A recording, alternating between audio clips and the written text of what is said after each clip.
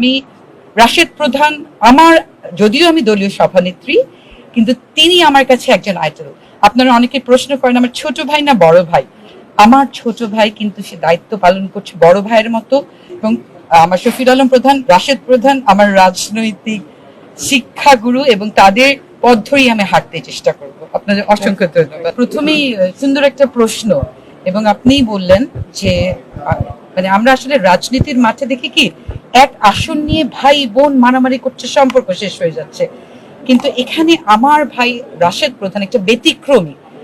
সে দলের জন্য ওই এবং 11 দলীয় ঐক্যের জন্য সে ছাড় দিয়েছে, সে স্যাক্রিফাইস করেছে এবং সেই তার এই আত্মত্যাগের বিনিময়ে আমি আজকে মহিলা সংসদ হওয়ার সুযোগ তৈরি হয়েছে।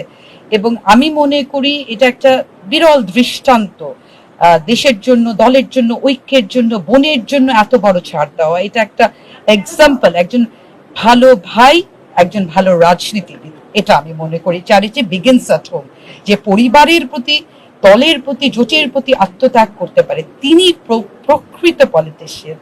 এটা আমি মনে করি তিনি দেশের জন্য কথা বলবেন। এবং আমি রাশেদ প্রধান আমার যদিও আমি দলীয় সভানেত্রী কিন্তু তিনি আমার কাছে একজন আইডল।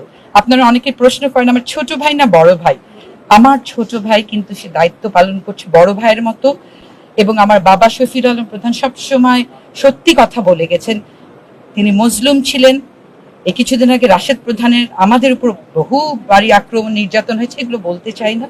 তবে উনি কোনো কিছুই ওনাকে সত্য কথা বলা থেকে বিরত করতে পারে না। Thank you.